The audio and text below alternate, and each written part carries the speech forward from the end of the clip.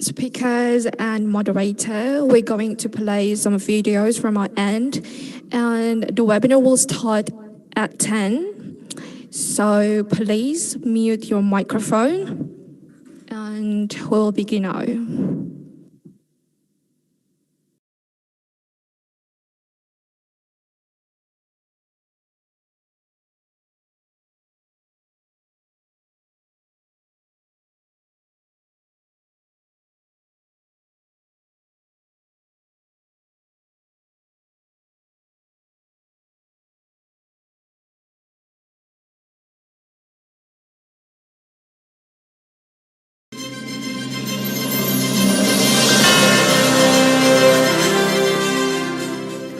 Hello, ladies and gentlemen.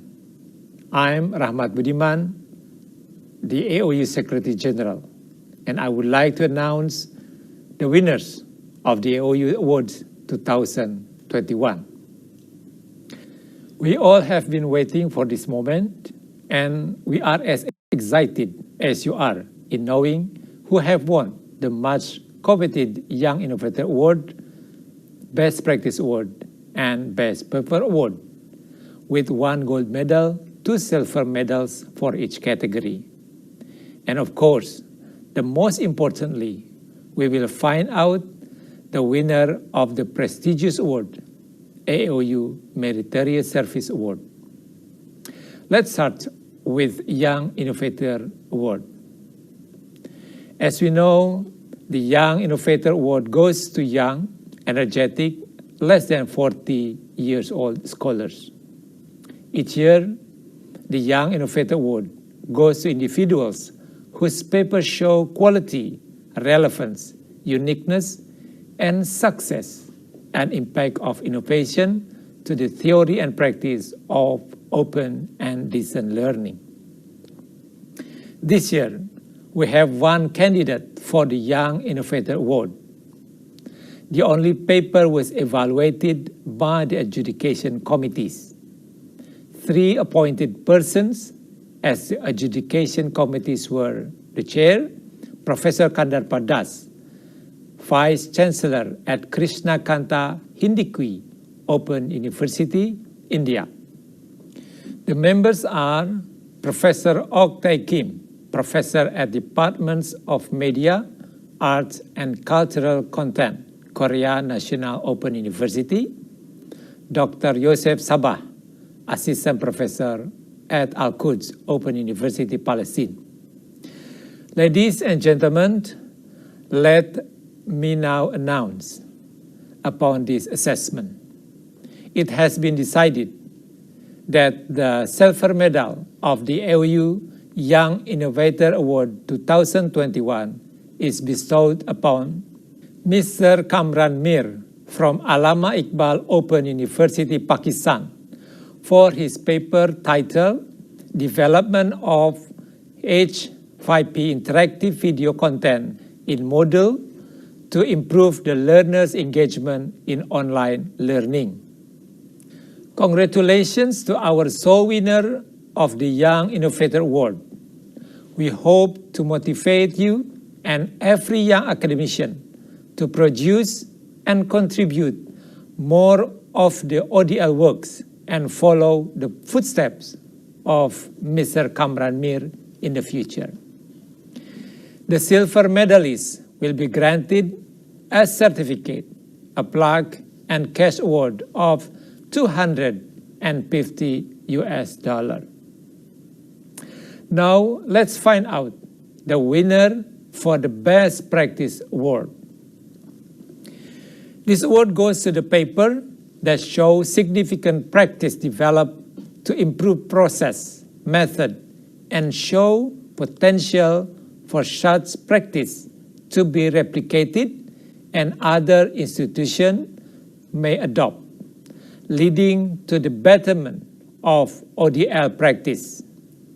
This year, the adjudication committees of this award comprise of the first, Professor Alan Tate, Emeritus Professor of Distance Education and Development at the Open University, UK, as the chair.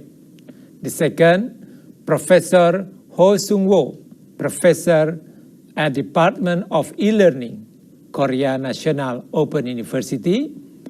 And the third, Professor Yosef Abuzir, Professor at Al-Quds Open University, Palestine, as the members. For your kind information, there are 6 out of 11 papers which are shortlisted for this award. And here are the authors of the 6 shortlisted papers.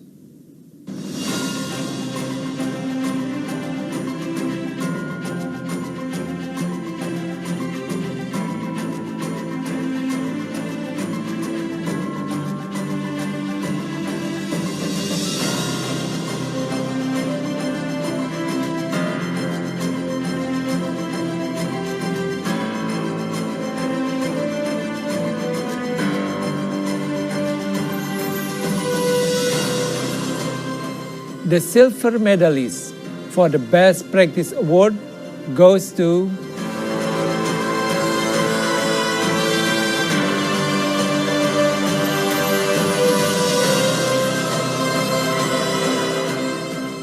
and the gold medal for the Best Practice Award goes to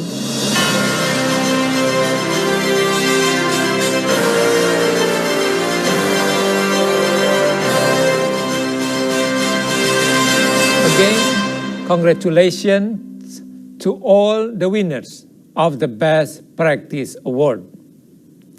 The gold medalist will be granted a certificate, plaque, and cash award of $500, while the silver medalist will be granted a certificate, plaque, and cash award of $250. Now let's move on to the Best Paper Award. We also have the Best Paper Award, which goes to individuals whose paper has relevance of content to the theme and sub-themes of the conference and have a significant contribution to the ODL. The adjudication committees for this award were Professor Lee Kam-cheong, Director of Research at Open University of Hong Kong, as the chair, while the members are Professor Siti Aisyah Hasim, Professor at Open University Malaysia, Dr. Zahid Majid, Director of Academic Planning and Course Production at Allama Iqbal Open University, Pakistan. 6 out of 12 papers are shortlisted for this award, and here are the authors of the 6 shortlisted papers.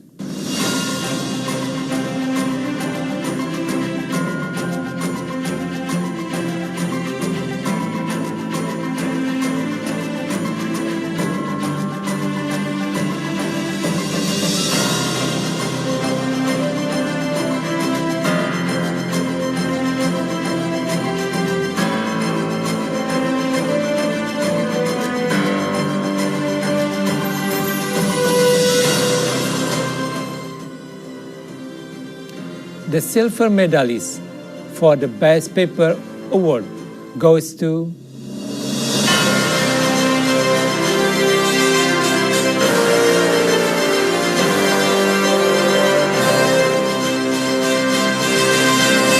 and the gold medal for the Best Paper Award goes to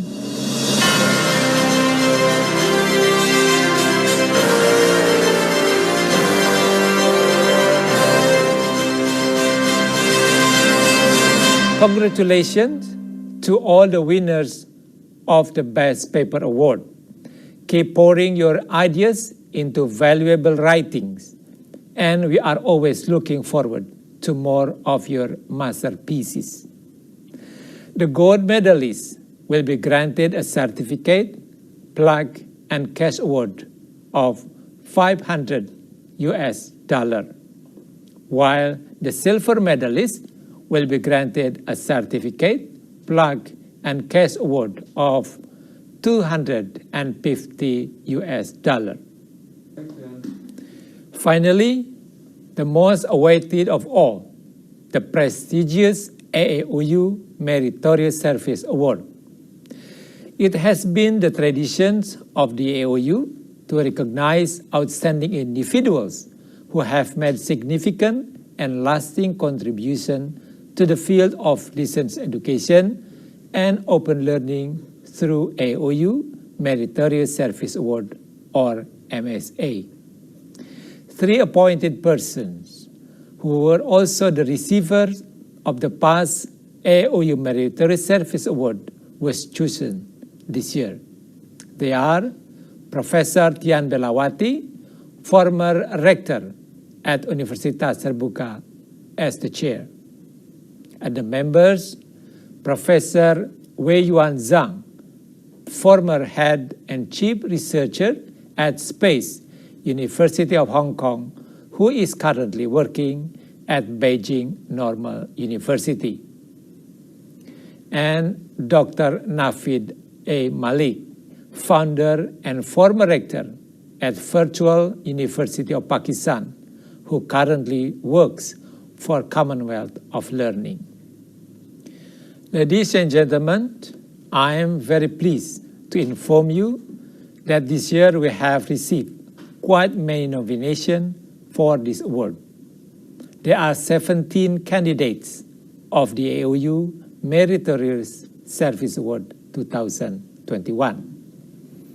It was not an easy task to evaluate so many talents and inspiring persons, but every single document we receive has been evaluated thoroughly by the appointed adjudication committees.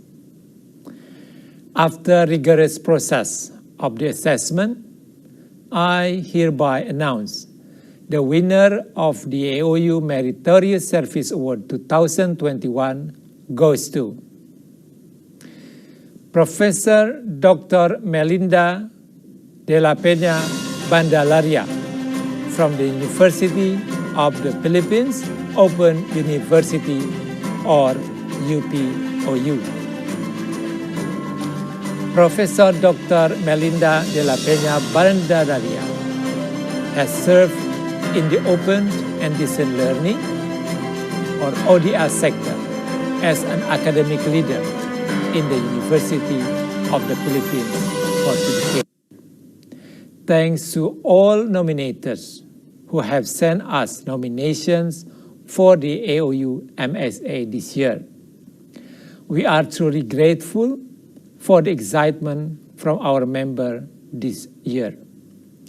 Therefore, now I would also like to show you all more inspiring persons from the AAOU MSA nominations who are in the top of 10. Please check and enjoy.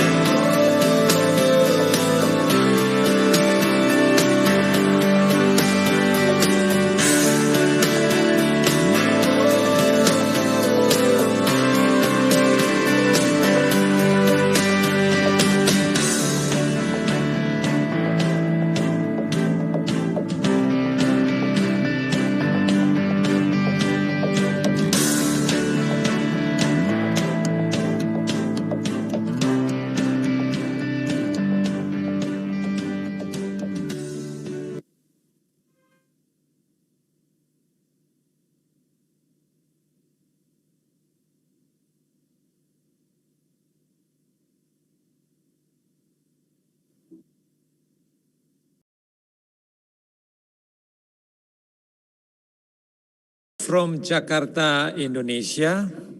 My name is Rahmat Budiman, the Secretary General of the AAOU.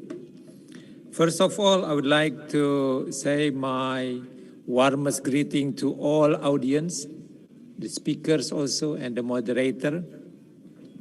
As usual, this AAOU webinar, StudentSpirations the third. This is the last webinar held in 2021, and there will be some more interesting webinar in 2022. As usual, this program is supported by Universitas Terbuka, Indonesia, and this occasion it is quite special because this webinar is conducted with collaborations with Forum Rector Indonesia or Indonesia Rector Forum, and also this webinar is very interesting because we will be talking about inclusive education. Just before we proceed to the next sessions, I would like to invite the presidents of the AAOU and also the Rector of Universitas Terbuka, Professor Oja Tarojat, to deliver the opening remarks.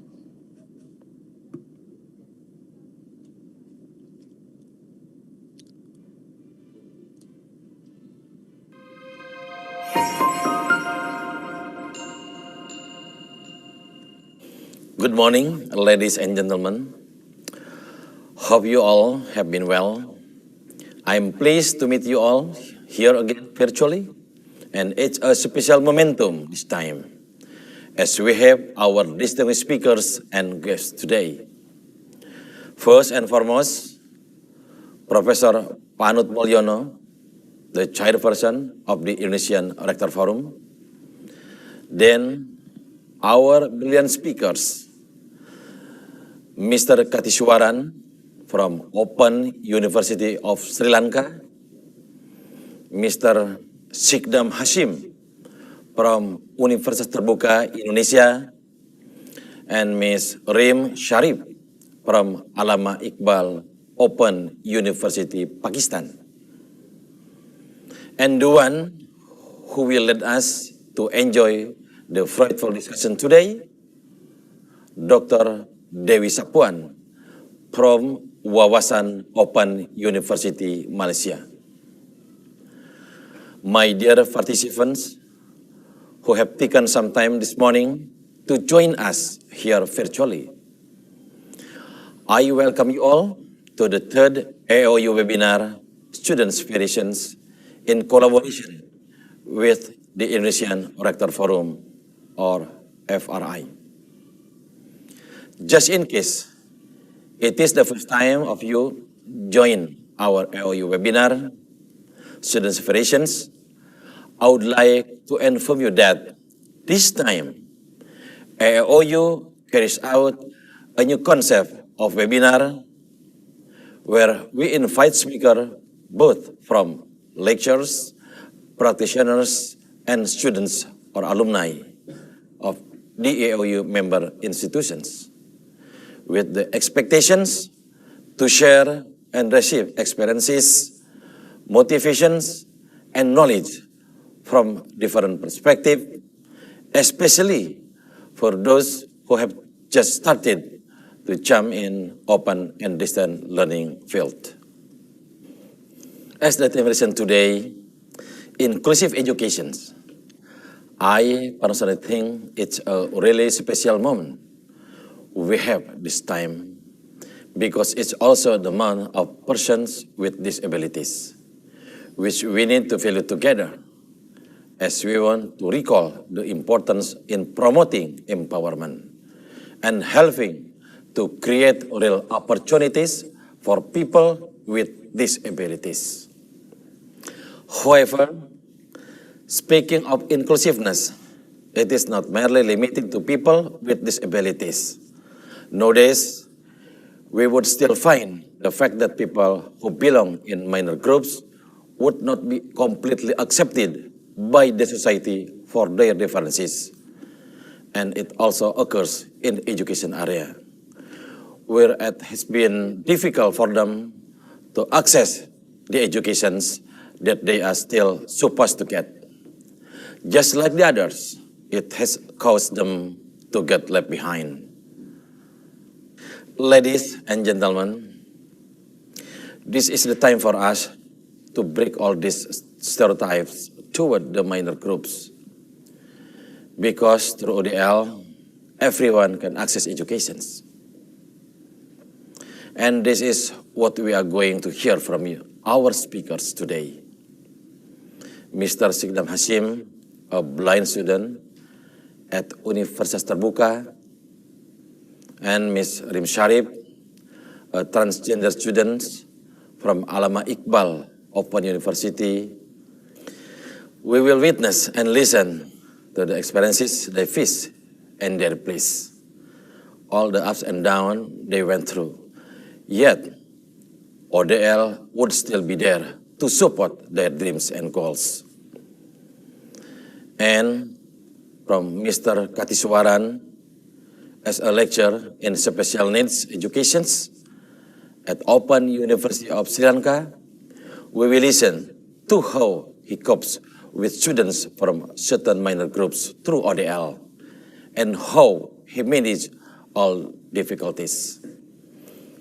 Ladies and gentlemen, let's always remember that there is always a beauty in differences, and we have to embrace them, not to lock down, open them.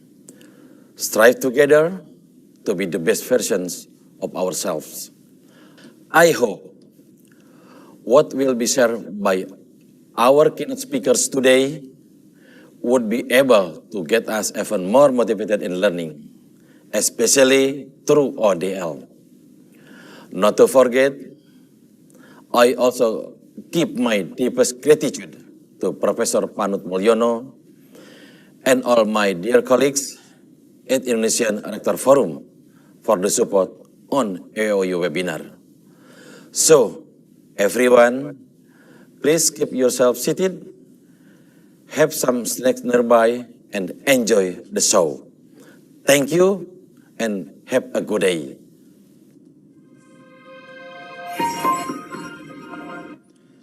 Thank you, Professor Darajat. And let's proceed to the next. Okay, next is we're going to listen to remarks from the Chairpersons of the Indonesia Rector Forum, Professor Panut Mulyono. Time is yours, Pak.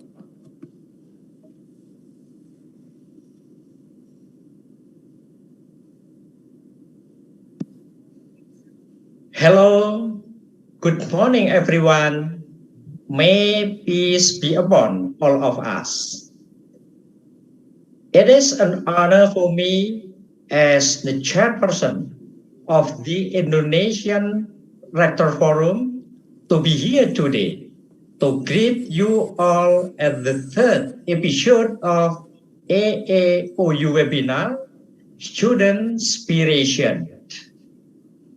My warmest greeting to Professor Ojat Darajat as the President of AAOU and Rector of Universitas Terbuka Indonesia. Thank you very much for inviting me to be here today. Also, the distinguished and inspirational invited speakers and moderator, as well as the audiences who are joining the webinar today. First of all, congratulations to AAOU for having come this far in conducting this sort of useful webinars during this pandemic situation. I personally appreciate all the creativity and innovation of AAOU has contributed in education fields to keep the learning motivation goes high above amongst the learners, teachers, and other stakeholders, especially in open and distant learning area. This program needs to be retained as knowledge sharing has no end. Then, speaking of the theme raised today, which is inclusive education, this issue indeed must become one of the spotlight of education concerns. Every higher institution in this world has to take this seriously because it is important for us to make sure education is accessible for people from all walks of life. Especially, the biggest challenge would be faced mostly by higher institutions in developing countries, as they may not have technologies and features as advanced as developed countries do. However, they should be a positive challenge to all of us. The education stakeholders in developing all the aspects in education, especially ODL. Also, I have the biggest inspiration towards all of the ODL students from the minority groups. The fact that you all never let your disability differences as a hindrance for you to strive to get education. So, I may conclude that whatever imperfections and difficulties we have, we should never give up in learning because we, as a human, will never stop learning. Besides, for higher institutions which have already applied inclusiveness in your education system, please keep it up and keep improving it.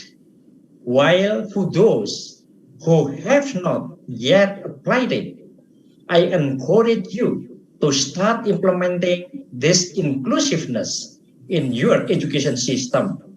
For instance, through providing facilities and infrastructure and various learning material that are appropriate to support their learning activities.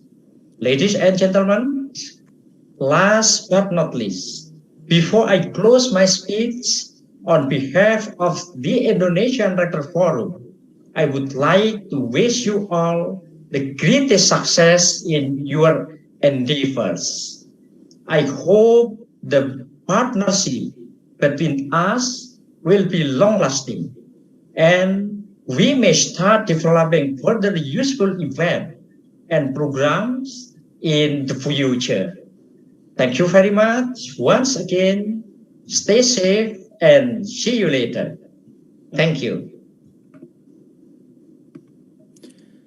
Thank you very much, Professor Panut Mulyono, the Chairperson of the Indonesia Rector Forums, also Rector of Universitas Gajah Mada. Ladies and gentlemen, before we continue to the next session, the main sessions, I would like to introduce our moderator today, Dr. Dewi A. Sapuan. Dr. Dewi A. Sapuan is a very productive scholar. If we check the Google Scholars, dozens of journal articles has been published in reputable journal, and also she published some books. The last one that I read is Leadership in a Changing Leadership in a Changing Landscape. It is an interesting book. And then I would like to read a very small achievement. I think there are numbers of achievements which I cannot read today because there are too many achievements she has already achieved. The first one, the last three achievement is in 2012, she received the Best Professor in Management Award. 2012 World Education Congress Award. In 2014, she received the Women Leadership Award, 2014 World Women Leadership Congress and Awards. And also in 2019, she received the Best Professor for Organizational Behavior at 10th Asia Education Excellence Award. Regarding the education, in 1996, Dr. Dewi Sapuan graduated from Bachelor of Business Administrators with honors from University Utara, Malaysia. In 2003, she graduated from Master of Business Administration with a focus in environmental economics and facilities management taught by University of Technology Sydney, University Tun Abdul Razak, Malaysia. And 2008, she got a PhD degree in management from the University Tun Razak, Malaysia. Dr. Dewi Sapuan, now I hand over the session to you. Thank you. Thank you so much, Dr. Rahmat, for that very generous introduction. Good morning. I bid to all the esteemed professors and to the wonderful lineup of speakers that we have today. We have Mr. Sikdam Hasim Gayo from Indonesia. We've got Ms. Reem Sharif from Pakistan.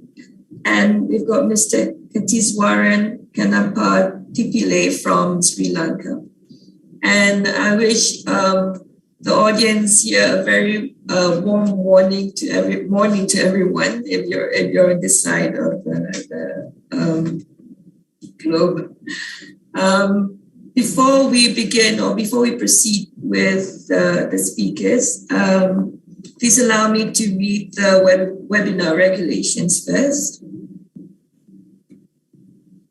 Now, all of you are most welcome to send in your questions, but please be reminded that before sending your question, do write your details as follows. Please begin with writing your name, the institution of your affiliation, the country that you're from, and the intended speaker that you post your question to. Now, I shall be reading the question first when it appears on the screen, and the speaker may answer it after. For those of you who have registered for this webinar, you are able to receive your certificate, but to do that, you will need to fill out the registration form. You shall need to follow the whole program.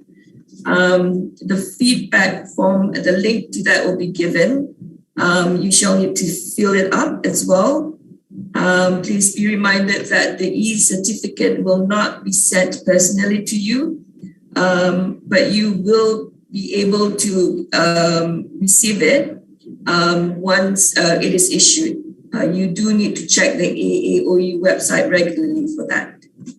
Right, so without further ado,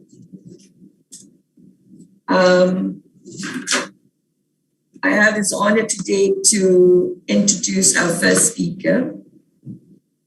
His name is Sikdam Hasim Gayo. Now, Sikdam is a blind student at Universitas Terbuka, Indonesia, doing his Bachelor of Communication. Sikdam Hashim is from Central Aceh. He was born as a non-disabled person, but 7 years ago, he got into a car accident and became fully blind. Let me tell you that that hasn't stopped him from accomplishing a whole lot of wonderful things.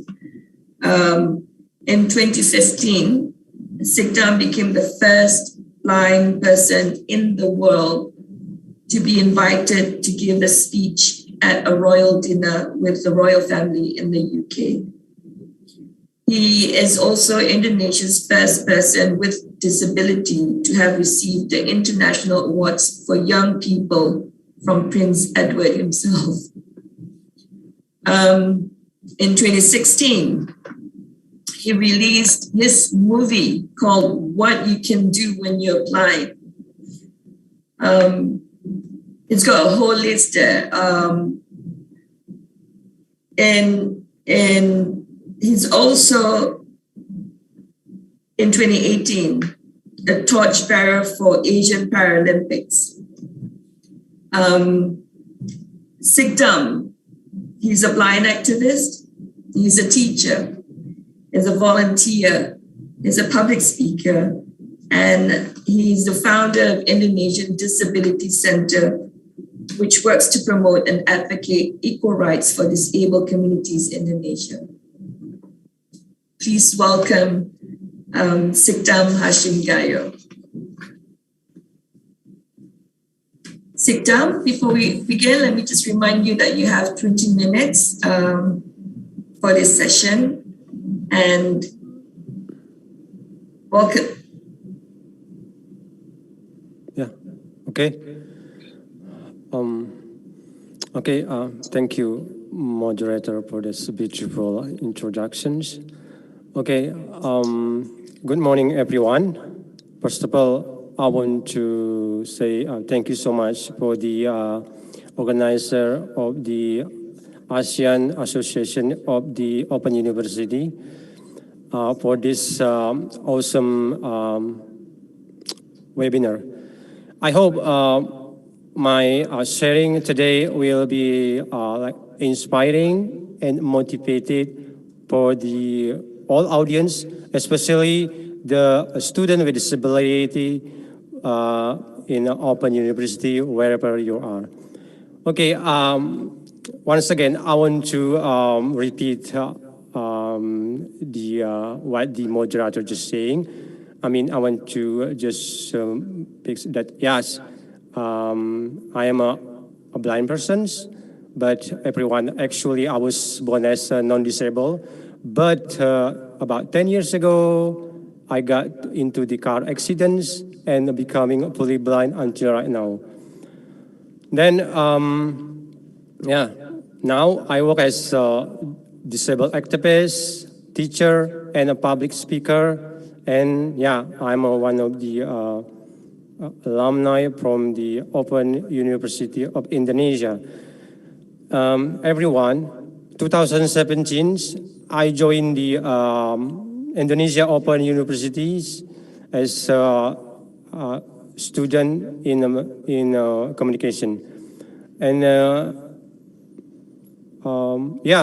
the flexibility, the learning way, as we know that learning in a B student in open distance learning is very, I think, easier and flexible because as a student, we can learning everywhere, we can learning anytime, and we can arrange our schedule of our study.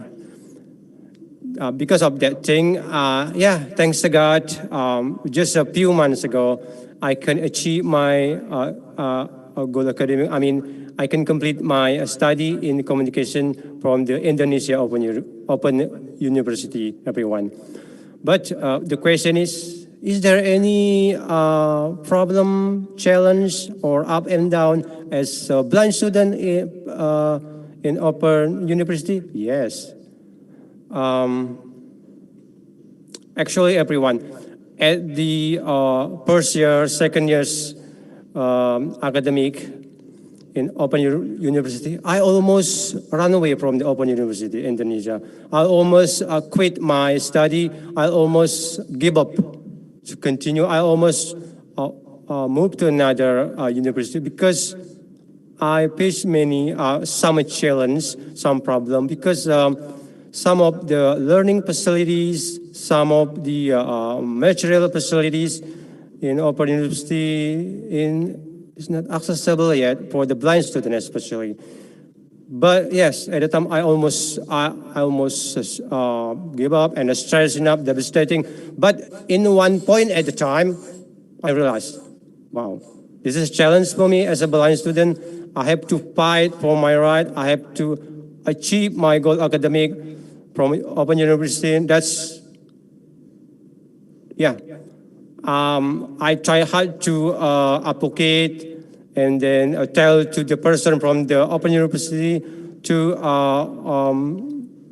give me the accessible learning facility for me, to give me the material facilities which are accessible for me. Yeah, thanks to God, yeah, finally I complete my study there as Bachelor of Communication.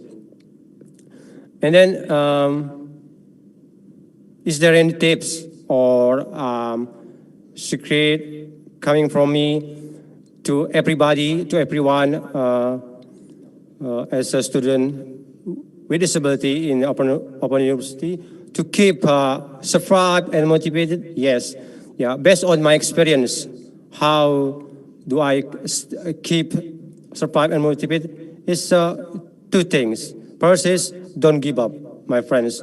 So to all of my friends with disabilities, wherever you are, if you are a student of the Open University, please don't give up. When you have problem, when you face the challenge because of the maybe some part of learning facility or material facility is not acceptable for you, don't stop, don't quit to study. Just try to advocate your right, try to advocate to give for you the learning and material who accessible for you. I think, and then focus on your study and diligently finish your task or your testing, something like that. And then what else? Okay, based on my presentation above, is there any recommendations to ODL or to Open University to make Open University accessible for students with disability especially? Yes. I have 4 recommendations for ODL or for the Open University to make Open University or ODL really, really inclusive for all students, especially students with disability. What are the recommendations? I think my first recommendation is the ODL or Open University should provide the Disability Service Center unit. Why? Because the aim of this unit is to give the services to all students with disability. So by this unit, the Open University or the ODL know what is needed of the student with disability in during the period study. What is need from the student with disability about learning, about the material, something like that. And then the second recommendation is ODL or Open University should provide the accessible learning facilities and the accessible material facilities for disabled students, well, the blind students, deaf students, wheelchair user students, because according to my experience, without accessible learning facilities, without material facilities inaccessible, all students with disability cannot achieve their goal academic in Open University. And then my third recommendation is the reasonable accommodation or personal assistance. So the ODL or the Open University should provide the personal assistance for the blind student, for the wheelchair student during the period study, or the maybe a sign language interpreter for deaf student during their study period in Open University, because without this reasonable accommodation, without this personal assistant, that's going to be hard for me and for my friend who like with disability can achieve their goal academic in Open University. And the last, my recommendation for the Open University is the Open University should conduct the awareness social about disability to all staff of the ODL or the Open University. Because according to my experience, sometimes I got the misunderstood or maybe small discrimination from the staff from the ODL. Because they think, how come blind student, deaf student, or wheelchair user can join with the Open University, can follow all academics. Yeah. So through this social awareness, that can explain to the all staff that even they are student with disability, they have right to study. They able to achieve their goal academic in Open University. Yeah. I strongly believe, as a final thought, I do believe that if that four things, if the ODL of the Open University provide the disability support centers, personal assistance, and accessible learning facilities and accessible material facilities, and conduct the social awareness in ODL, I do believe no one student with disability left behind in Open University. I do believe that inclusive education in ODL, in Open University, everywhere can be achieved, can be a truth because of that. Thank you so much. Thank you, Sikdam. That was very inspiring. Some of the key points that I managed to jot down from Sikdam's sharing is that if you are a student of disabilities listening in this morning, he's got two reminders for you. Number one, do not give up, do not quit. And number two, diligently complete your task.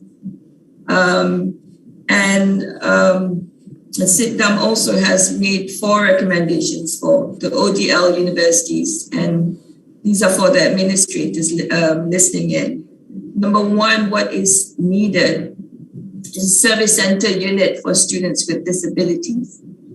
Number 2, access to facilities and learning materials for them, which are suitable to their specific needs. Number 3, accommodation, personal assistance for specific needs. And last but not least, what's very important is to have this awareness and the values inculcated in the universities with the staff of the universities themselves, so that we're all able to understand, appreciate, and embrace these differences in our universities. Thank you so much, Sikdam. Yeah, welcome. I've learned a lot from that sharing that you've made this morning. To the audiences who sent in your questions will be addressed at the end of the session after all 3 speakers have shared. But do keep your questions coming in. And before we proceed to the following speaker, I'd like to make a reminder again about the webinar regulations. Before sending in your questions, please write down your name, the institution that you're affiliated with, and the country, and the intended speaker that you're posing a question to. Your questions will be displayed on the screen, but I shall read it first and it will be answered by the speaker after. If you're registered for the webinar. You'll be getting your certificate, but you shall need to fill out your registration form. You shall need to stay on the whole program. Do not forget to fill in the feedback form, and e-certificates will not be sent to you personally. You shall need to check the AAOU website regularly, starting from the date of issuance. And with that, please allow me to introduce our second special speaker for today. We've got a unique and very inspirational person. Her name is Miss Reem Sharif. Miss Reem Sharif is a transgender rights activist from Pakistan. She has done a tremendous amount of work advocating for rights, transgender rights. Ms. Reem is a transgender rights expert under the Ministry of Human Rights. She is Pakistan's first transgender person who worked in police department as victim support officer in the Punjab Police.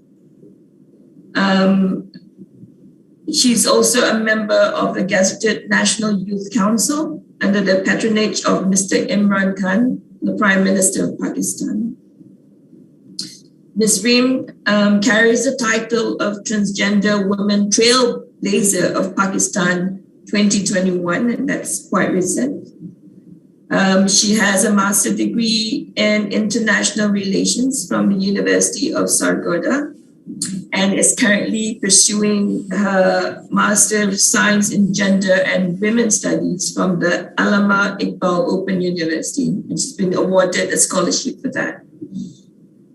Ms. Reem is a board member of Darika Health Society, Rawalpindi, which is an organization working on controlling and preventing HIV, AIDS, and STIs, specifically for the transgender community. Please help me give a warm welcome to Ms. Reem Sharif.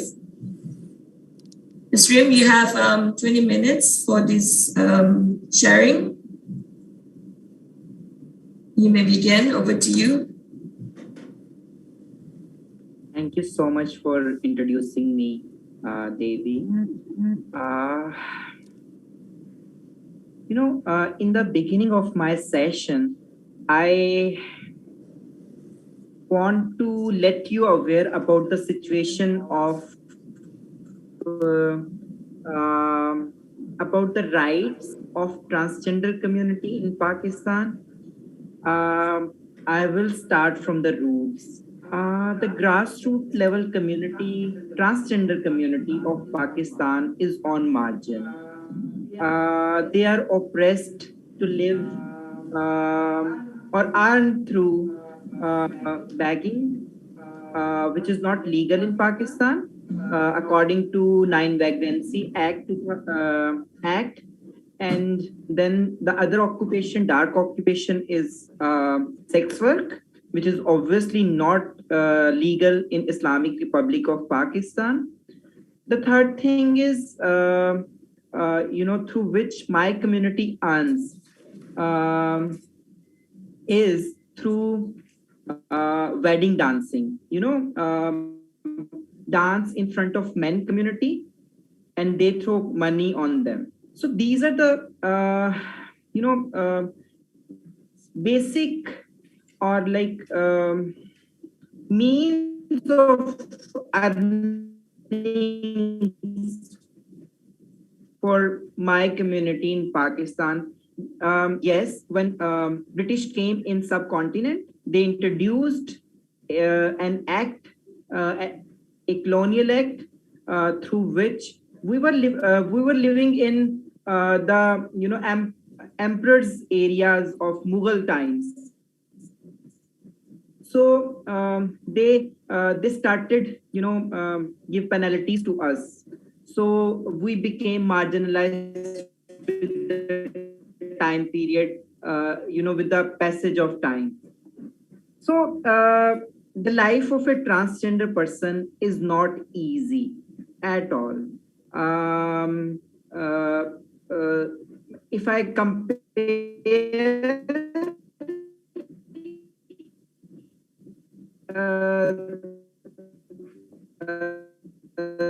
this situation, then the stigma is everywhere in the world. We are happy that our government introduced or recognized us as equal third gender of the country and gave us a very unique and different sort of act. The name of this act is the Transgender Persons Protection of Rights Act 2018. So, when I was like growing up, being gender diverse person, I faced stigma, I faced gender discrimination, I faced being bullied, I faced harassment, I faced the feeling of being raped or like the things engineering initially in my bachelor's, but it was a regular degree at that time period. I was studying a private university in Pakistan, but the amount of transphobic behaviors over university, being with that university, I faced a lots of challenges, lots of stigma, lots of transphobic behaviors. So I couldn't able to sustain my well-being. I was in the third year of my electrical engineering degree, and I left my university just because I faced many hurdles. I just named few, like people just pat me up. People just don't want it to talk with me because I'm different. So I couldn't sustain my well-being, and I like then I after I was disturbed enough that I lost my well-being somewhere, and I got depression, a severe amount of depression, and I got paralyzed for 1 year. After that time period, when I recovered gradually and came back into life, I started studying long distance. Right, I started my bachelor's from a university in Pakistan, whose name is the University of the Punjab.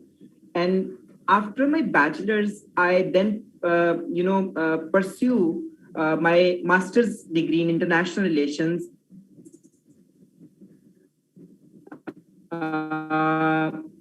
Again, with the concept of long distance, I could not, face, I less face the,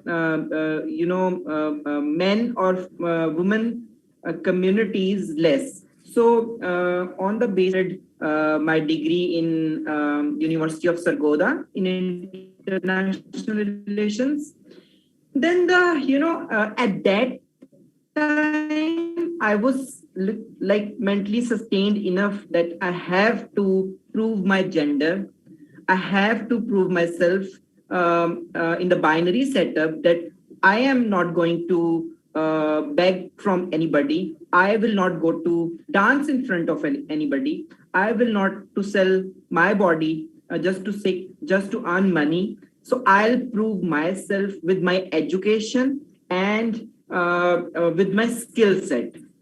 So when I recruited in Punjab Police after my master's degree in international relations, I wished to have a degree in gender and women studies, but nobody was giving me the admission on the basis of this international relations degree. So I heard that Allama, I somehow like I came to know about this information that Allama Iqbal Open University is offering free of cost education to the transgender community. And I was like, whoa, seriously? That is real inclusion. That is a positive discrimination or,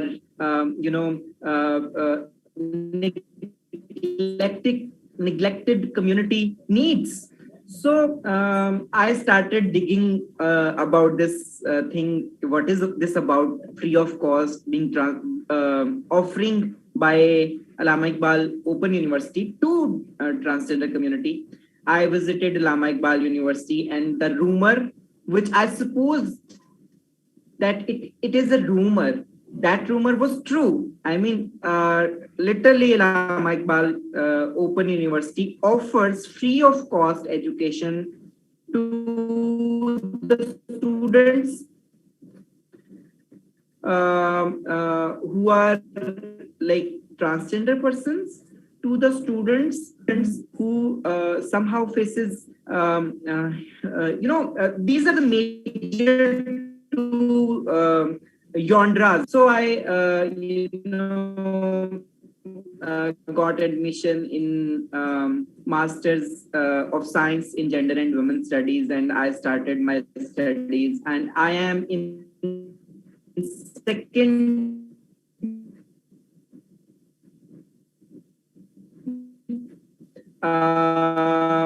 semester of my current degree. So one thing I really want to mention here, when I was in first semester, I got a call from Allama Iqbal Open University, and they said, we want to give a laptop to you.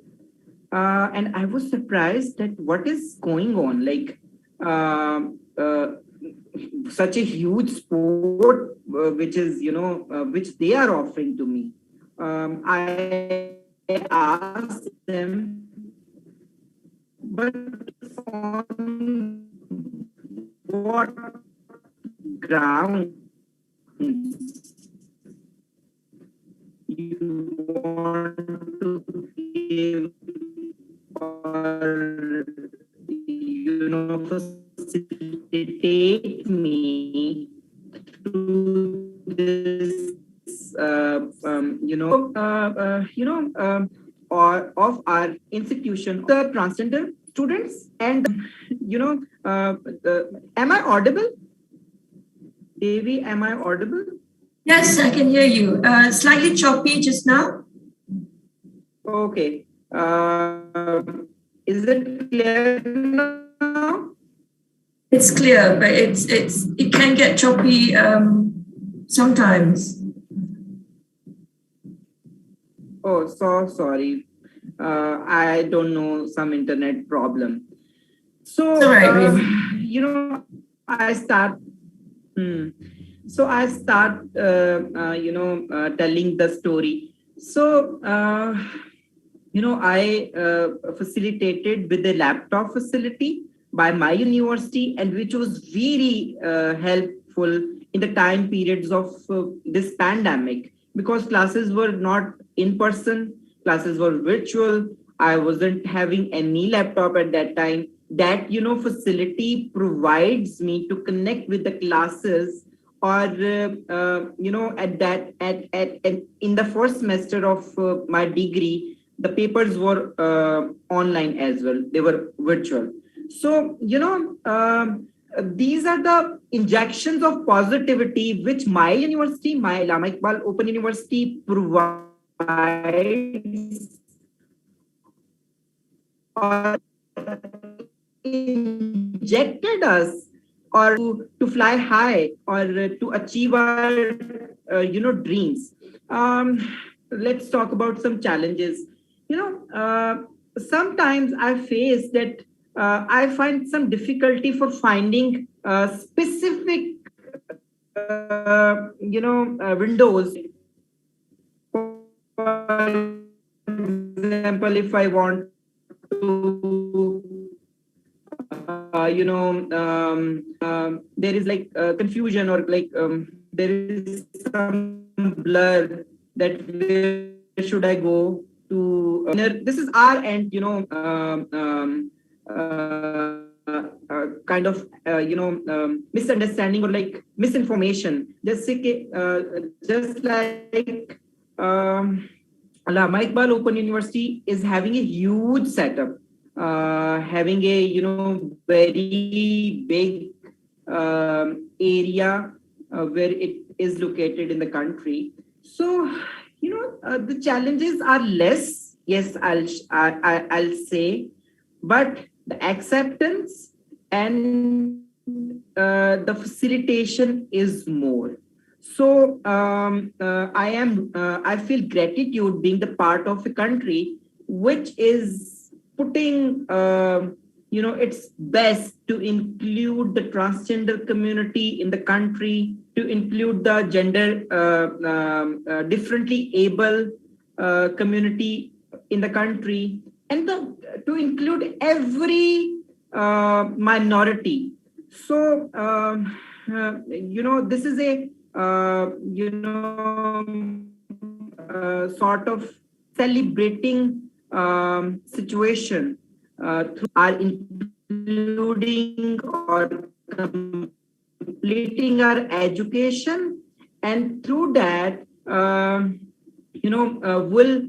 we'll get rid from those dark occupations, from those dark and scary occupations towards the mainstream and respectful earnings after completing our education through these kinds of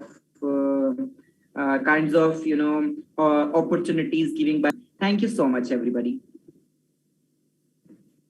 Thank you, Reem. Let me commend you for your bravery, your courage, your strength and intelligence. I really enjoyed your sharing just now. If I could sum up what I've learned from your sharing, that one, we should accommodate for one another every single day of our lives, because inclusion is not about tolerance. It is about unquestioned acceptance of differences. I also got from your sharing that it takes a way of thinking, a different way of thinking. Inclusion is, it is a mindset. It's not just a program that we can conduct at our universities and hope that everyone will adhere to. It is not a favor that we give to someone, but it is about ourselves, our values, and what we are and who we should strive to be. Did I do justice to your sharing from my takeaways, Reem? Thank you, Devi. You summarize the concept, but the feeling of being heard or being the part of that segment of the world which is not as much celebrated is much more deeper than the words. So thank you, Dave. Thank you, Reem. All right, so we have another speaker for the session, but before we proceed to that, I will need to read you again the webinar regulations. You're all invited to send in your questions.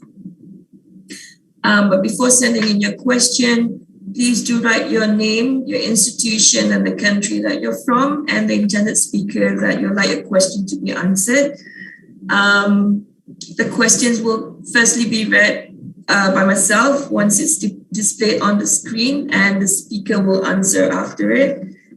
You will be able to obtain your certificates from the session, but you shall need to fill out the registration form. You shall need to follow the whole program, You need to fill up the feedback form as well, and the link will be given in the program. And e-certificates will not be sent to you personally. You shall need to check the AAOU website regularly, starting from the date the certificates are issued. All right, and so with that, please allow me to introduce our final speaker. We have Mr. Keetheswaran Kanapathippilai from Sri Lanka. Now, he is currently a lecturer in the Department in Special Needs Education from the Open University Sri Lanka. He is also the coordinator for postgraduate diploma in Special Needs Education program. Mr. Keetheswaran is the resource person in professional development of principals, ISA Special Education and AD Special Education conducted by Eastern Province Education Department and Bukalidam NGO Sri Lanka. He has actually a whole list of his accomplishments and the multiple roles that he juggled with relations to special education needs, and has contributed much to the NGO sector as well. Mr. Keetheswaran has earned his Master of Education from the Open University of Sri Lanka, as well as Master of Philosophy in Education from the University of Jaffna, Sri Lanka. Please help me welcome Mr. Keetheswaran. You're given 20 minutes for your presentation.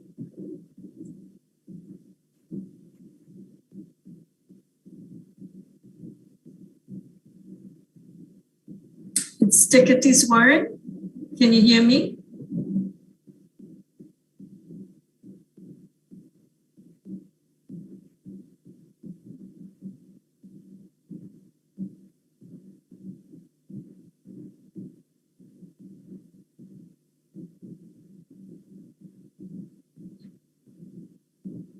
Mr. Keetheswaran, are you able to? Sorry, yes. Sorry, it's technical. That's all right.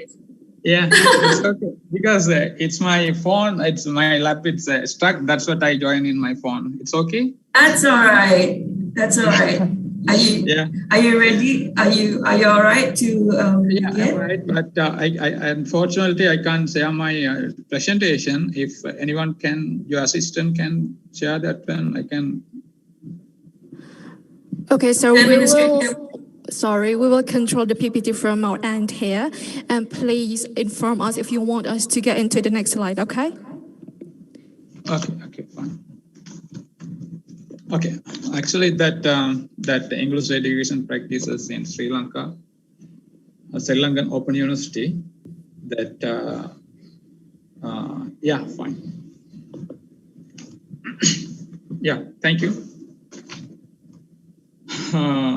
Yeah, that good morning, professors and organizers and my brother and sisters. Actually, I am going to discuss regarding how it's the Open University of Sri Lanka practice the inclusive education for our students. First of all, we can discuss. Can you hear me? Yes, we can hear you right now. Go ahead. Yeah, fine. That we can go to the next slide, please. That to be discussed today, myself that already see that moderator introduced enough about me. Then second thing is that how the ODL-based institution in Sri Lanka. Second one is inclusive education experience in Sri Lanka and measures taken for the inclusive education by Open University and challenges in inclusive education practices. Yeah, I can brief about me. I have done my B.Ed in 2000. I complete my B.Ed in 2010 and M.Ed in 2016 and Master's MPhil in 2021. I joined as a professor lecturer the Department of Special Needs Education in 2013. Onward, I am a member of the Faculty of Education. I have interested in integrated education system and inclusive education system. I have done several studies in that. Also, I am a researcher in the field of special needs education, community worker, and professional developer, that teacher, professional, practitioner. Okay, next slide, please. Yeah, there are 17 universities under the University Grand Commission of Sri Lanka. The Open University also, Sri Lanka also one of the national university, but we practice in different manner, that is ODL mode. Only our university practice this ODL mode. That the Open University started 1980 under the 1978 university law. It's the aim was that higher educational opportunity to working adults, providing them to road to success, surprise, age, vocations,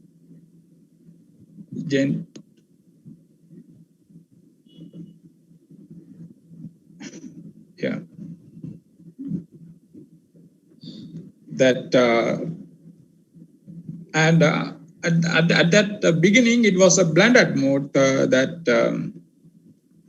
but nowadays it's gradually changing the fully ODL mode, this our delivery. Okay, next slide, please. Yeah, you can see the distribution of disabilities in our university in this year, 2021. Visually impaired 9, hearing impaired 3, physically impaired, physically disabled 2, learning disability 1, multiple disability 2. Yes. The Department of Special Needs Education play a major role in the university in relation to the special needs education and inclusive education. The major programs: Master of Education in Special Needs Education, Postgraduate Diploma in Special Needs Education, and Bachelor of Education in Special Needs Education. Yeah, and also the department offers 5 short courses, including workshops.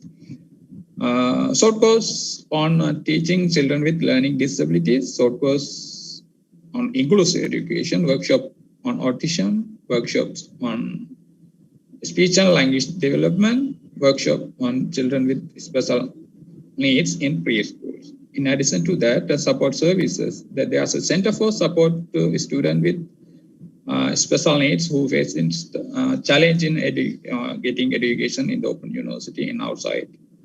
And also major task of that, one of major tasks that conducting research in relation to the Open University inclusive education practices and how a student with disabilities study here.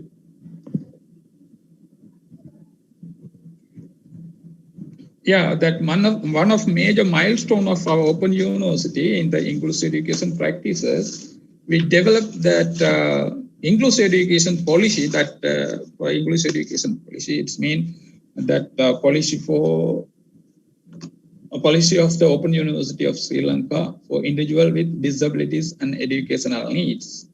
The vision of that, the develop a conducive, open and distance learning environment and provide opportunities for learning from all its represented culture of students with disability, support and encourage the workers, visitors with the disability, providing a barrier-free atmosphere. This is a vision of our Open University disability policy. I want to tell that there are 17 universities, but only our university have that open policy for disability.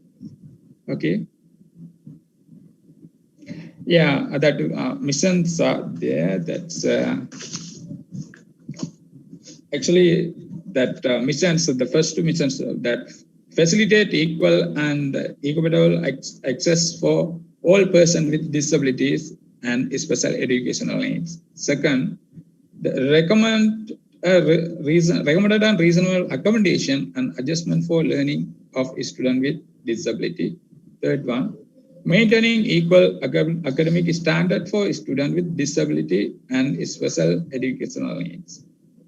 Fourth one, fulfill requirements of a student with disabilities and special educational needs by providing resources for appropriately accessible and supportive learning environment, including assistive technology. The final one, support the right of people with disability to work and participate in the environment free discrimination and provide atmosphere that conducive to realization of their full potential. These are the missions of our policy.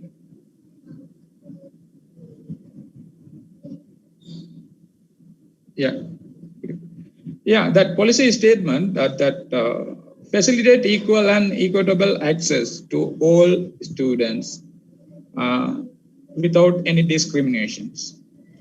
Second one, reasonable accommodations. Yeah, we are working on that. Based on our experiences, there are 23 students passed out from our university in the last 5 years, students with disabilities. So we gave enough accommodations, reasonable accommodation for them. And third one, equal and equitable academic standard. Yeah, I can tell one example. There was a student who has that visually impaired. We gave opportunity to him to give oral answer, verbal answer.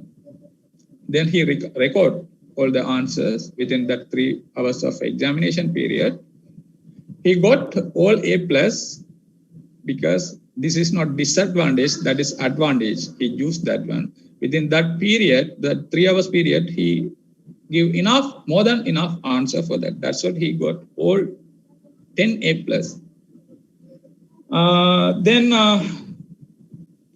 Resources for appropriate access and learning. Yeah, that library and administrative staffs and academic staff provide enough access for that learning. There's a branch in the university that student affairs, they are taking special care about the student with disability. Final one is work and participate in employment process. Yeah, we collaborate with the outside disabled organization. Time to time they request our passed out student to send there to internship, and they can offer a job opportunity to them. Likewise, we are collaborating with them, and at the Ministry of Education also they give special focus on this our passed out student with special needs. According to our policy, there are some students we specify for under our Sri Lanka situation: visually impairment, including blindness, specific learning disability, hearing impairment, including deafness, autism spectrum disorder, orthopedic impairment, speech and language impairments, and other health impairment students are applicable for our this policy. Policy implementation, yeah, facilitate equal and equitable access in information access, physical access, program access, face-to-face learning access, examination access, and cultural access. Second one is reasonable accommodations. Yes, from the beginning, when we advertise, starting the advertisement, we are from the beginning to end, we are focusing, considering their reasonable accommodations. Equal and equitable academic standard. Yeah, I can tell some example later in there. There's another slides. Resources for appropriate access and support learning. Our support center, it's offer this kind of support. Work and participate in employment process. Yeah, our department and our university support to get work employment opportunity.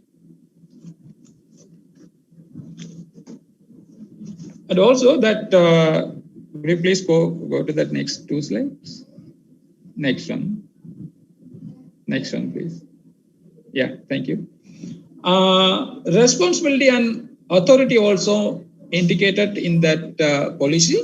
That is, a dean of the faculties are responsible to ensure the implementation of Senate and Council decision in relation to that guidance and that policy guidelines. And all registrar, directors, officers, and librarians should regularly review the ensure the appropriate support in place. This is the responsibility of our academic and non-academic in the university. Monitoring and evaluation process also mentioned in that policy. Next slide, please. Monitoring requirements also it's there, and evaluation procedure, evaluating policy content, evaluating policy implementation, and evaluating policy impact. These three things are there. In addition to that, the Department of Special Needs Education, please, could you please go to the next slide? Yeah. In addition to that, the Department of Special Needs Education, we are initiating in relation to this inclusive education practices that in our department, there are 7 students with disability in this at the moment. Nowadays, there are 7 students with disabilities. They are doing masters and their postgraduate diploma. We conduct awareness workshop among students, workers, and visitors in our university in relation to the inclusive education. Supporting community through the support center, who face challenges in the community, university community and outside communities, we are offering support services to them. Nowadays, we are adopting full online mode using high-tech devices for its support to that student with visual impaired and who can't read. Actually, that I can tell one example. After this COVID-19, we started to this using Zoom. In the Zoom, student they can record the audio and they can play it again and they can listen. It's support to who have that visual impaired. Also, they can easily get knowledge and we conducting research, free online supervision. How we can do the supervision with that visual impaired student online in that manner. Providing talking books who have that visual impairment and who are auditory learners, and also who can't, that LD student, one LD student is there, she can't read, but she can listen that. So therefore we are offering this kind of audio book, talking books, providing audio books. And multiple media approaches, we use that our 32 centers are there in all island. We use that center to provide awareness to the students. And Facebook page we have, WhatsApp group for that our department, and university have one web page. This kind of multimedia, and also that in a newspaper also we publish it. And so this kind of multiple media we use for this reach the student with the special needs. Please go to the next slide. From the advertisement, application, registration, and relevant information, we start that inclusion practices. During the delivery, we use multiple multimedia to teach students. During the examination period, we provide more time, 15 minutes per hour. Accept oral answers. They can record and submit us. Assigning writer and reader to the student who can't read and write. And library access is there. There's a special service for students with special needs in the library. Please go to the next slide. Yeah, even though we are doing a lot, but there's a challenge. That is, first one is assistive technology in the Open University. This is very, it's very challenging thing because we don't have enough assistive technology to support to the student with special needs. And also, most of the infrastructure that building were developed before policy approved. Therefore, student getting access in that old building, students with special needs getting that they are facing challenges. But in future plan, could you please next slide? Yeah, in future plan, applying universal design infrastructure and building of Open University of Sri Lanka, increase the student assistance services provided by support services of children with addiction and risk situations, make awareness about the universal design for learning among academic and non-academic staff. This is necessary at this moment. And finally, getting adequate assistive technology for implement learning and living of a student with special needs education in the Open University of Sri Lanka. Thank you so much supporting me to share these slides and all. Thank you so much, Mr. Keetheswaran. I'm so happy to have listened to your sharing and learn so much of what the Open Uni of Sri Lanka has accomplished. If I may sum up from my own key takeaways from what you just shared, the belief, it's not just about the belief for inclusive education, but as important or even more important is that we're able to demonstrate that we are able to value the students' differences and able to support their specific learning needs. What is also evident at the Open University of Sri Lanka is how much you have demonstrated this belief through your vision of inclusive education. You've shown that you've looked into the assurance for equality and justice for all learners. And that's also demonstrated through the policies, the courses, the workshops and support services that you're offering right now. Also that from the plans that you've shared, the university plans, it shows how much that you have put the inclusive education on the agenda of the university because it looks like it's based on the belief that students of all abilities have the right to an education that is meaningful, appropriate, and equivalent to all of that, all their peers. And again, that is clearly evident in the efforts of the Open University Sri Lanka. And I like to congratulate you also. I bet you have participated in a lot of those efforts. Yeah, Mr. Keetheswaran. Yeah. Thank you. All right. So let us now open the session to questions. And I believe we've received quite a handful of questions.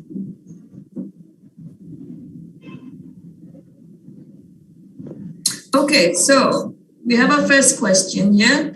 And this question is from Dr. Zahid Majid from AAOU Pakistan. And this question is for Sikdam. Please share your experience of assessment. What problems do you face during examination or assessment? And what do you recommend regarding content and pedagogies in ODL? Sikdam? Okay, can you repeat again the question? I can. He would like you to share your experience on assessment and what are the problems that you face during examination. And what can you recommend pertaining to the content and pedagogies in ODL?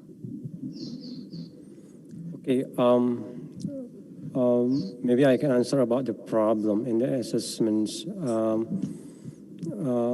Like I said before, maybe in third or fourth semester in my academic in Open University, I have a bigger problem and challenge about the first maybe about the learning facilities and the material facilities, and also the some staff of the Open University's attitude to disabilities. That's a big problem for me. And then the challenge. And then, like I said before, I almost quit and stopped my study at Open University because of that challenge. But yeah, in the moment at the time, I realized that I have to campaign or consulted this problem to the Open University. That's I'm a blind student. Open University, actually Open University already inclusive, already friendly to student with disability. But sometimes the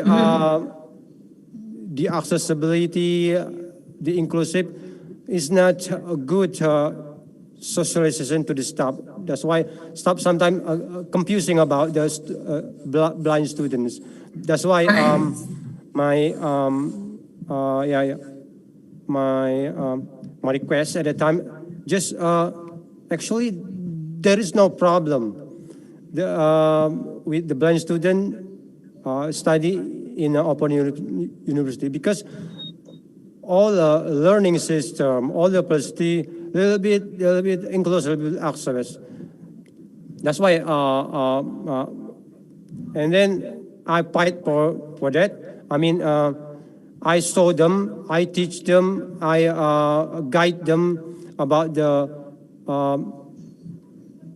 how the learning facility for the blind people who access, how the material facilities is accessed for the blind students. Yeah. Is there a specific pedagogy that you know of you think will be very helpful to blind students? Sorry? Is there a specific pedagogy or a way of teaching that you think would be more suitable for blind students? I think in ODL. Yeah, I think so far is there is no problem about the way of teaching, as long as there's like a POI, something like that, and then like yeah, at least the way of teaching accessible for the blind student, so there's no problem. But sometimes the lecturer don't know how to teach the blind student. That's the problem. Sometimes the lecturer confusing about blind student needs in online class. That's a problem. That's why me and my friends in Open University oftenly give advice, consultation to the lecturer, how to give material, how to give learning to blind student in ODL, something like that. So we need communication between the student and the Open University itself. That's very helpful. That's very helpful insight, Sikdam. Thank you so much for that. So perhaps then the training is also important. Yes, Mr. Keetheswaran. Social awareness and training and communication. Yeah, I think to add? Yeah, I also can add some more regarding this. That yes, please do. Normally, the teaching learning process, we assign one peer support, peer teaching, peer support to them, and we offer that audio books that as I mentioned earlier. That's also good to them. During the assessment, we gave enough time, additional time, and that mode of examination, they can give their oral answer during that period. Last month, we conducted one online examination, fully online examination. They recorded and they uploaded in the Google Drive of Open University. These kind of things we are practicing here. Yeah, thank you. Yeah, thank you so much. Do we have a second question? This is from Hannah Chumara Gitana from Universitas Terbuka, and this question is for Reem Sharif. I would like to know, what challenges do you face when you enroll in the university? What strategies did you do to face people with different perspective about trans people? Reem? Thank you, Hannah, for your question. Again, I'll ask, am I audible?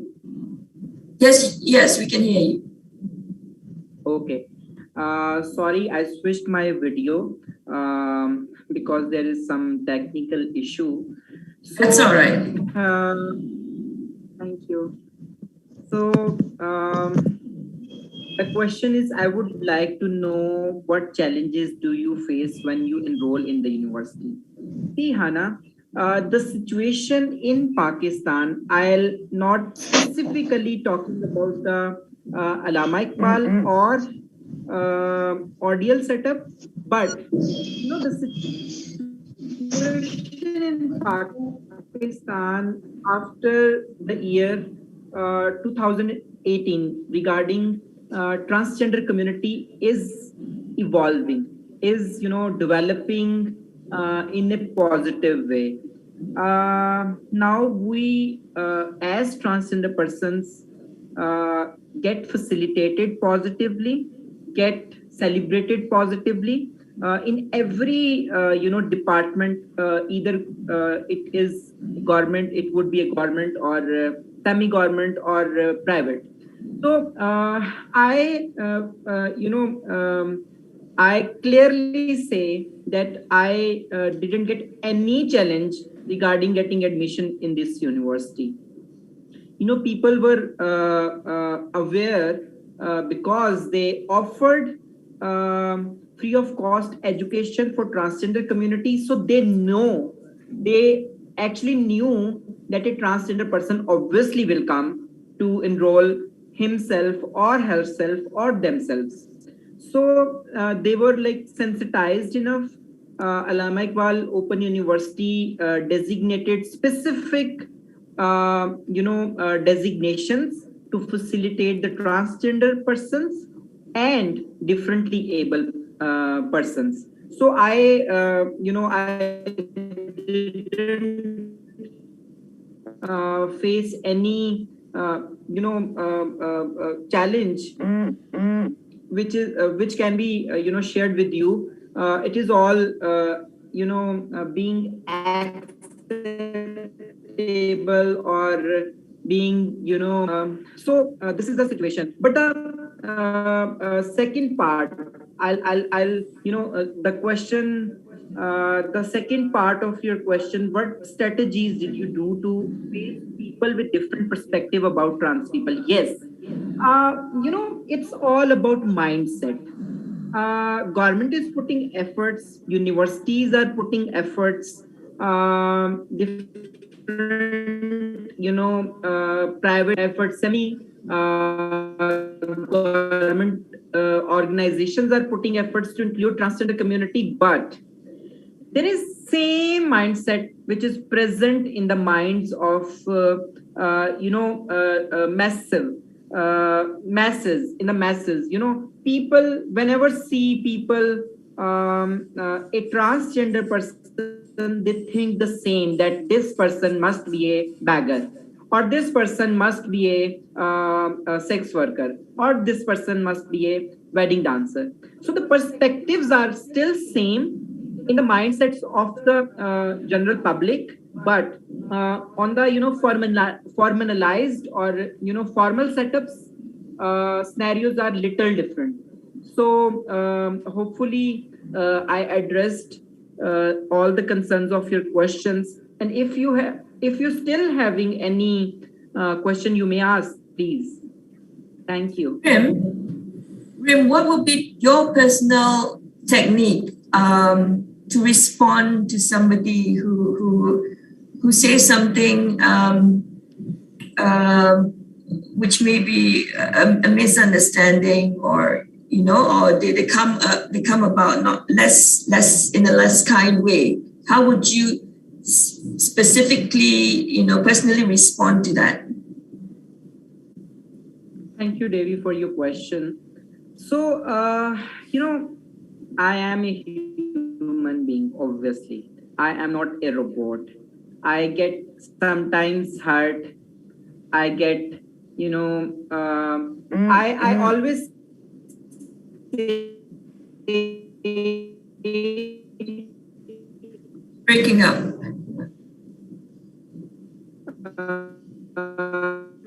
Reem, you're breaking up, sorry. Transgender persons are the name of, am I audible? Yes, you're on now. Yeah, go on. Hello. Yes, I can hear you. Devi. Yes, yeah. I was saying, Devi, first of all, that thank you for your question. And secondly, I'll respond on this question as, obviously, I'm a human being.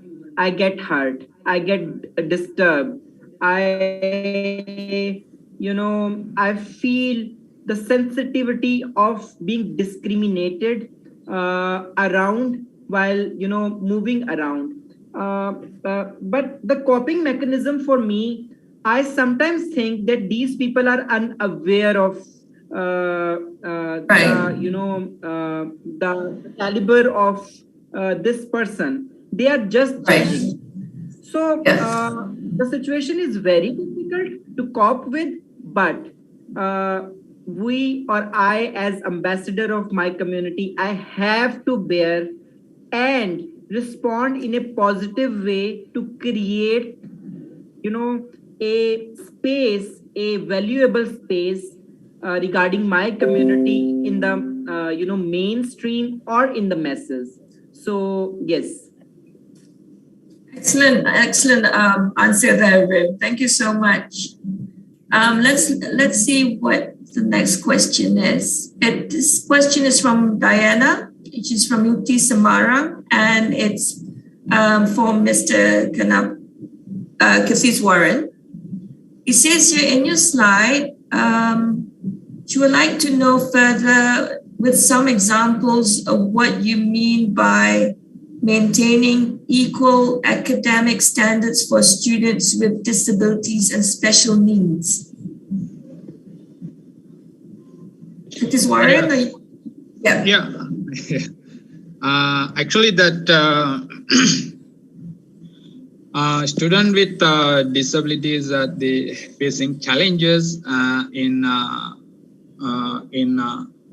certain activities, academic activities. Even though we can't give a different standard to students with disabilities and no regular students.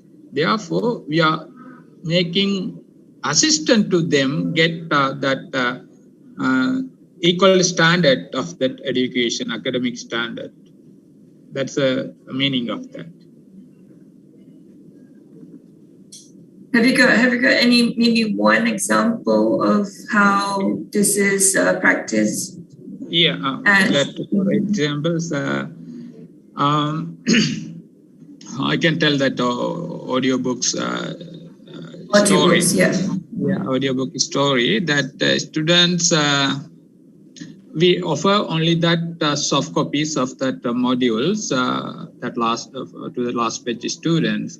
But that with visually impaired students, they ask that hard copy, and they need some assistant to read that. Then we thought, then we had a decision in the department level. Why we don't give that audio material to them? Then themselves they can listen, they can learn that one without any assistance. Therefore, we worked on that, and it was successful. There are many examples I can tell you. Once I told you that one student he is following masters now, master in program, but the PGD postgraduate level, postgraduate diploma level, he got that distinction because we gave that opportunity to him to give an oral answer. Then he very that explained very good answer. He expressed because he can just talk. He was able to talk. Then he talked a lot. He gave examples and he got higher results in that one. Like we are making. Wonderful. This oral examination, oral examination. But meanwhile, that other regular student, they sat the exam, written exam, but he did his oral exam. Right. So that's equal, equal standards. That's all right. Thank you so much. Should we see? Is there another question from the audience? This is from Ihsan from the Ministry of Transportation, Republic of Indonesia, and this is meant for Sikdam. Okay, so he says that first of all, he would like to send his best regard to Mr. Sikdam because he also comes from Gayo tribe, which is the same tribe as Sikdam. His question is, what are some of the motivating words you'd like to share with us about inclusive education? Because he thinks that you can inspire the people with disabilities and along with the rest of us. Thanks. Sit down. Okay. Motivating words from you, for all of us. Okay, this is a hard question.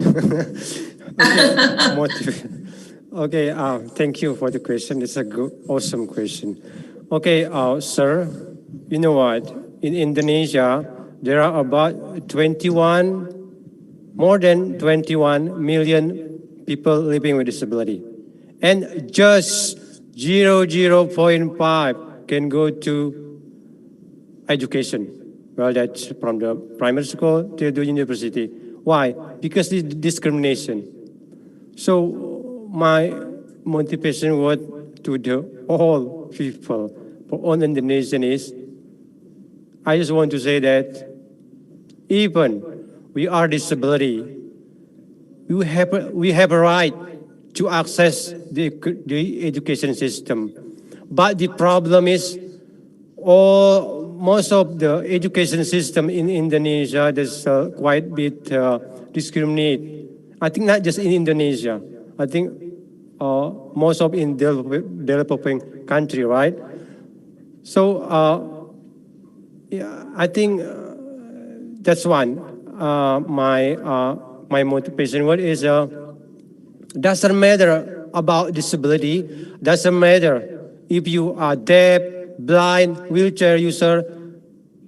They still have right to education.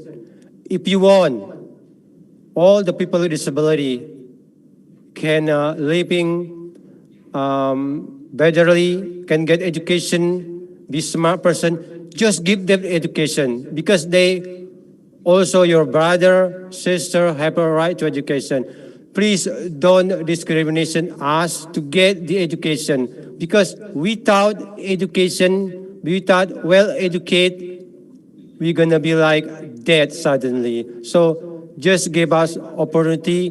What is the opportunity? To get the education. And we're able to study in everywhere, in every system of education.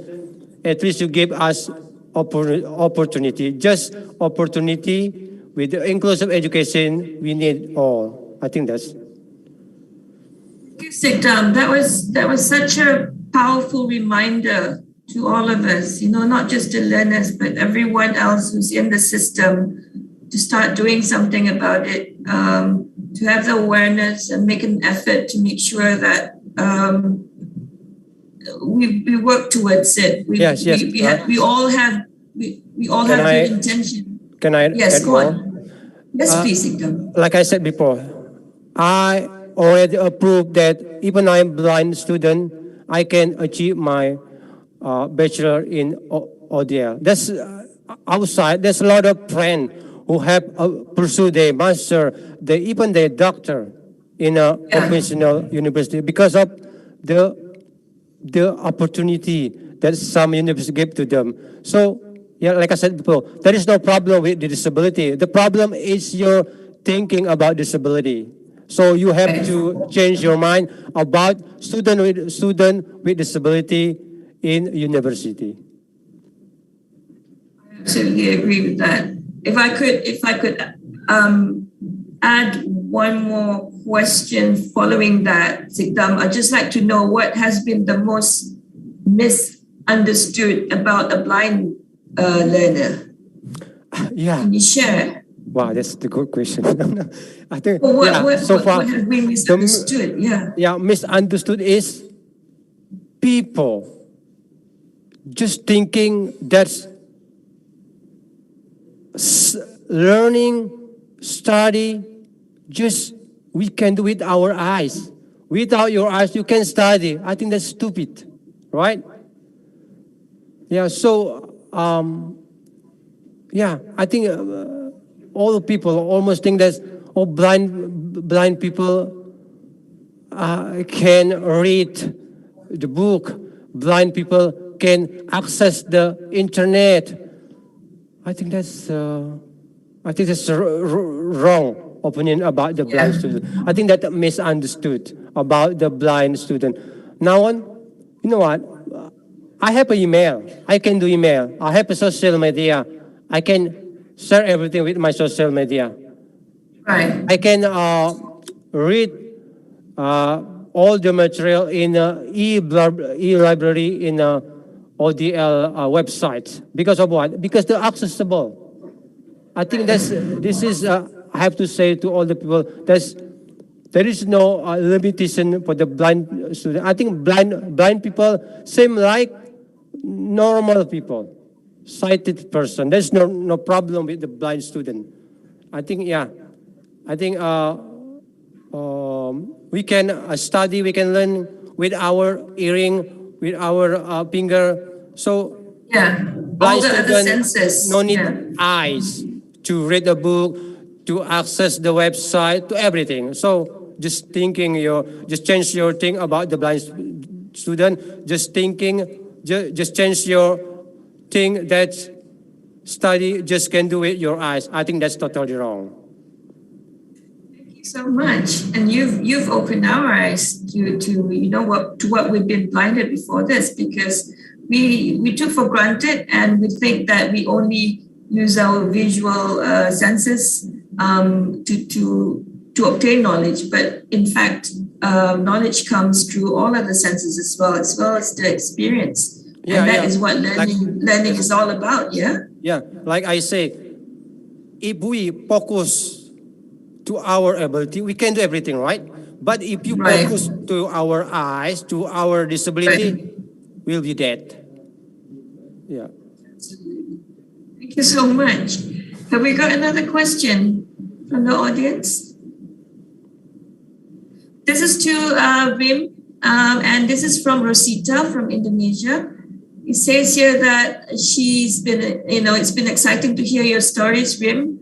A person like you, whom some people still look down upon, has so much energy in giving positivism in other people's lives through education, abilities, and talents.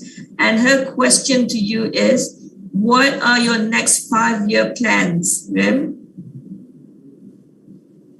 Thank you, Devi. She wants to know your plans. Let me answer it first, then you can say anything. Go ahead. What are your next 5 years plan?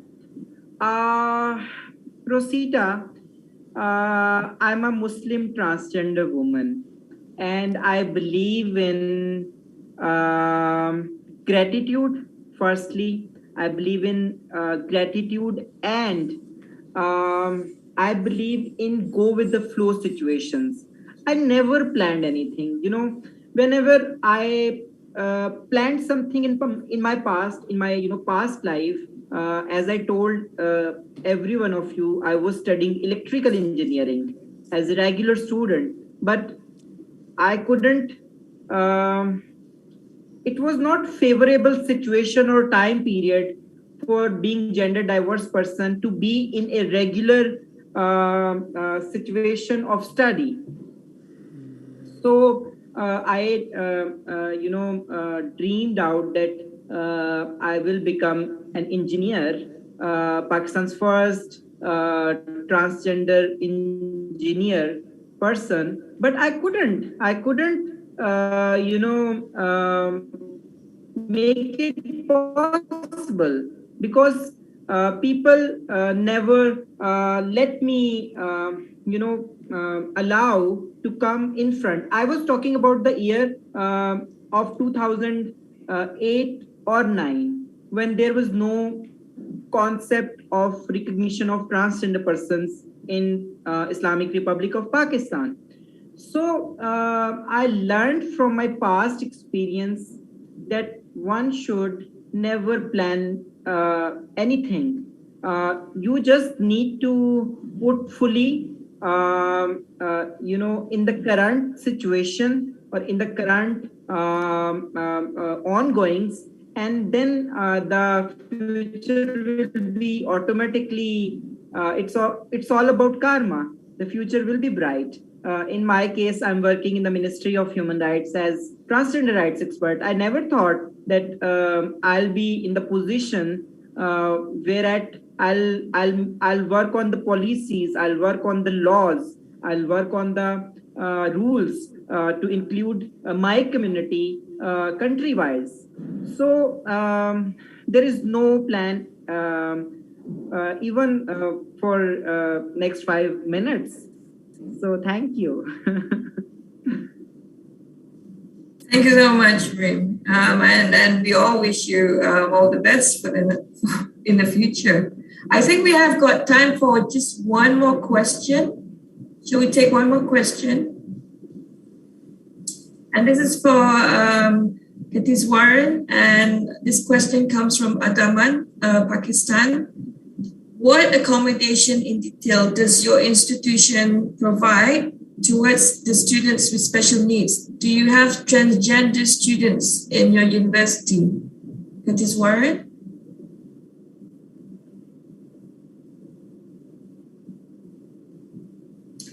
Is Keetheswaran Can you hear me?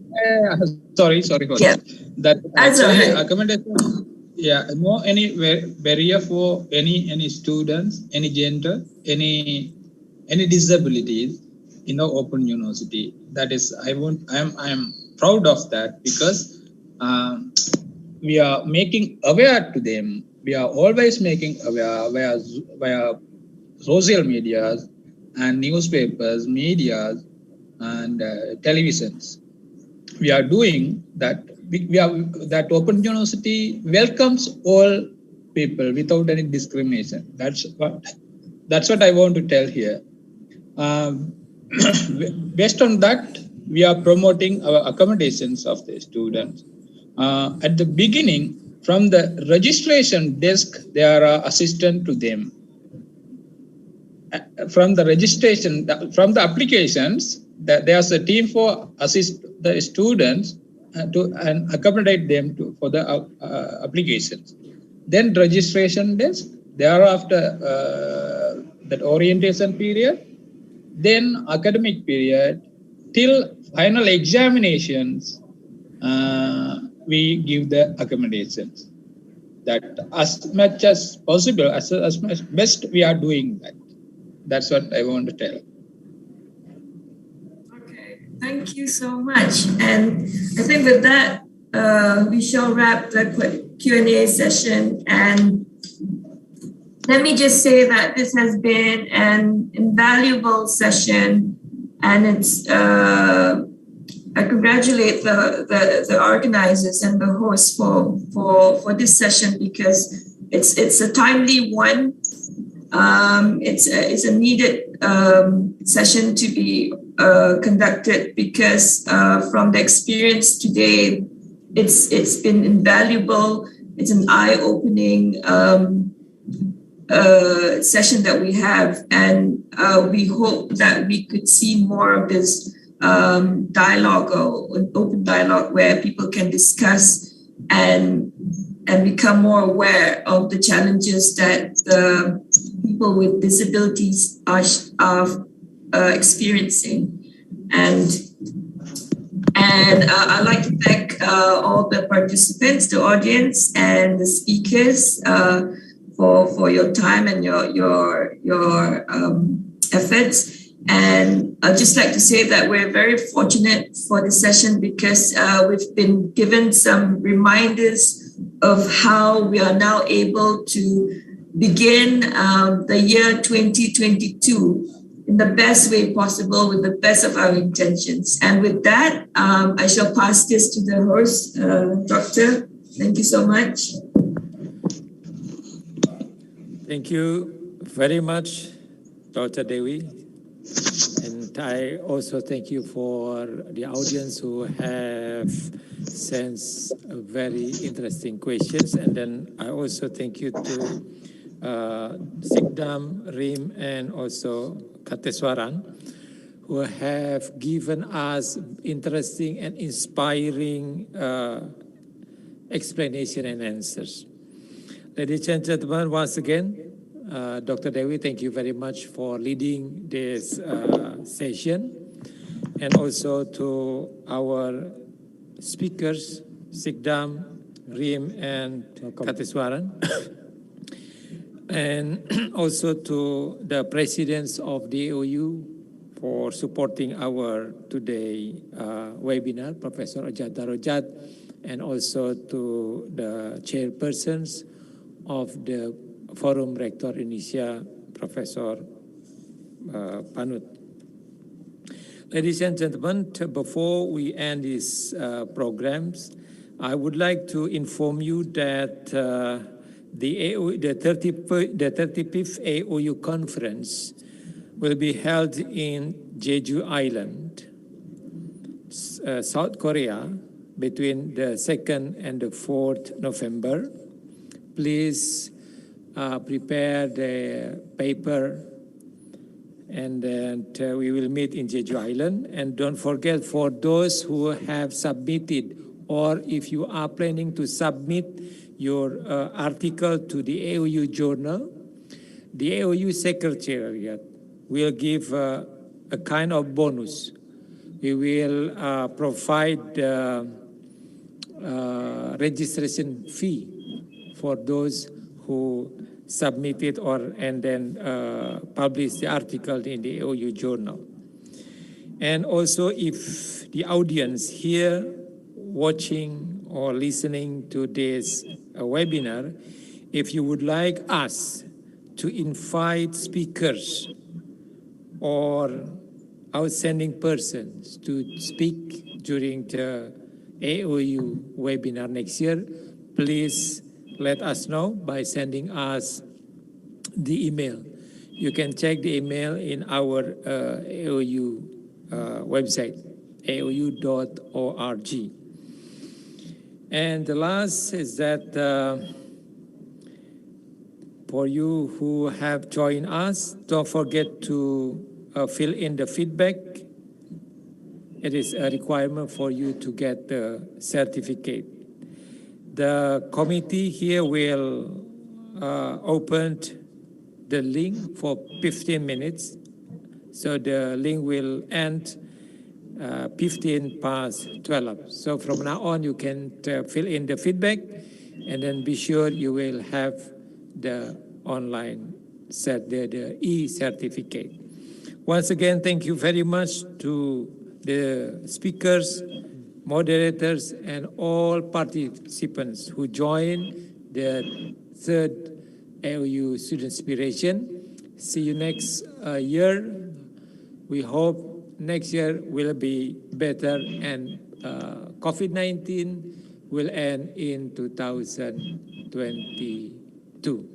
Thank you. Assalamualaikum warahmatullahi wabarakatuh. Oh, sorry, once again. One request from the Secretariat. For all audience, please turn on your camera. We will have some photograph session.